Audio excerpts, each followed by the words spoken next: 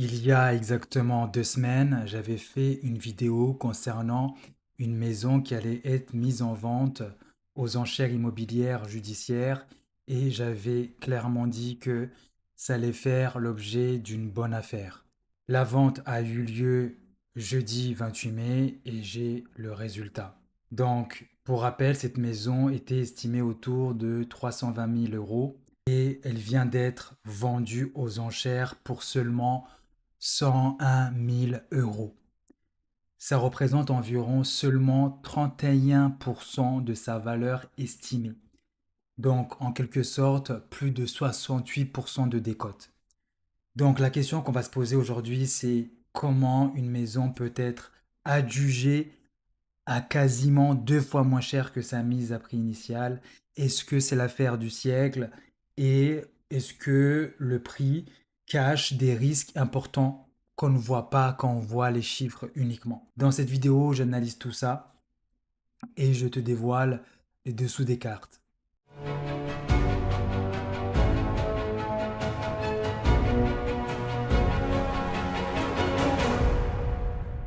Pour ceux qui n'avaient pas regardé ma vidéo il y a 2 semaines concernant cette maison, je vais rapidement te remettre dans le contexte et puis je mettrai le lien en dessous de cette vidéo si tu as envie d'aller un peu plus loin pour comprendre les différents éléments qui m'avaient amené à dire que cette maison-là était une bonne affaire.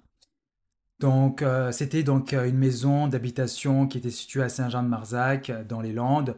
Donc, c'était une maison construite en 2014, de plein pied, bien entretenue, avec une parcelle qui était quand même assez grande. Donc, on parle à peu près de 443 mètres carrés. Sa valeur réelle qu'on a pu déterminer était minimalement autour de 320 000 euros. Mais si on regarde la fourchette moyenne, c'était plus autour de 340 000 euros. Mais on avait été un peu pessimiste sur l'estimation de cette maison. Et donc, les informations que je n'avais pas données il y a 2 semaines parce que je n'avais pas regardé le cahier de conditions de vente, c'est que en fait cette maison-là, maintenant que j'ai obtenu le cahier de conditions de vente, ce qu'on constate, c'est que c'est pas une saisie immobilière classique. En fait, c'était une vente suite c'est ce qu'on appelle une vente sur licitation après un divorce. Donc concrètement, qu'est-ce que ça veut dire? Ça veut dire que deux personnes achètent un bien en commun, ils divorcent, puis ils n'arrivent pas à se mettre d'accord sur le partage de la maison. Et donc ils doivent aller auprès du juge, et c'est donc le juge qui tranche et qui décide de mettre le bien en vente via les ventes aux enchères. Et donc là, donc ça a été fait, donc ça a été acté. Et donc là, c'est pour ça que la maison s'est retrouvée au niveau des ventes aux enchères, au niveau du tribunal de Dax. Donc, ce qui est intéressant, c'est que donc il y avait une mise à prix de 200 000 euros. Et quand on lit le cahier de conditions de vente, ce qui est mentionné, c'est qu'il y avait ce qu'on appelle une faculté de baisse du prix. Donc, ça veut dire que s'il n'y avait pas des gens qui portent en chair au prix de 200 000 euros, il y allait avoir une baisse de prix. Donc, non seulement ce qui est intéressant dans le cahier de conditions de vente, c'est que la faculté de baisse de prix pouvait se produire à 2 reprises. Et c'est exactement ce qui s'est passé. Donc, il y a une première réduction du prix à 150 000 euros, puis une deuxième jusqu'à 100 000 euros. Puis ensuite, il y a une personne qui a simplement enchéri le minimum qui était de 1000 euros. Donc, concrètement, il n'y avait pas d'enchérisseur. Et ça, c'est fou parce que on pouvait le voir et le déterminer comme je l'expliquais dans ma vidéo il y a 2 semaines où en fait mes outils, mes algorithmes m'avaient permis d'isoler ce bien-là en fonction des différents critères. Et là, ça s'est matérialisé. Donc, je n'étais pas à cette vente-là, mais je suppose qu'il y avait seulement une personne qui était là pour enchérir. Parce que bah, la vente n'a pas été beaucoup publicisée, il y avait très peu de gens qui avaient accès, la mise à prix était élevée, le nombre d'avocats sur le tribunal judiciaire de Dax était très limité, donc ça décourageait beaucoup de gens. Donc l'autre élément aussi, c'est que, comme je le mentionnais, c'est que cette maison-là, il y avait une indemnité d'occupation qui était payée par la personne qui vivait dans ce logement. Donc l'indemnité, elle était autour de 700 euros. Et donc on ne savait pas trop parce que j'avais pas eu accès au cahier de conditions de vente. Pourquoi quelqu'un payait une indemnité d'occupation? Donc ça pouvait être le fait que la personne doit payer une indemnité d'occupation parce elle avait été expulsée mais que se maintenait dans les lieux. Il y avait aussi d'autres éléments, mais en fait ici, l'indemnité d'occupation, c'est dans le cadre de la licitation. De la vente par licitation, dans le sens où en fait c'est l'un des membres de ce couple qui était resté dans la maison, et donc là il payait une indemnité d'occupation jusqu'à la vente du bien. Donc là, ça veut dire que normalement, si la vente arrive, se matérialise et va jusqu'au bout, que la personne qui a enchéri paye en fait le, le bien, la totalité du prix du bien, ça veut dire que la personne va devoir quitter ce logement. Pour vous dire, franchement, je ne pense pas que la personne va quitter. Je pense que cette personne-là va se maintenir dans les lieux, et il va falloir expulser la personne. Tout simplement parce que c'est tout simplement une perte énorme qu'une maison qui vaut 320 000 euh, aille, passe par les ventes aux enchères et finit par être vendue à 31% de sa valeur. Donc la personne, je pense qu'elle va juste se maintenir dans les lieux parce que c'est difficilement acceptable.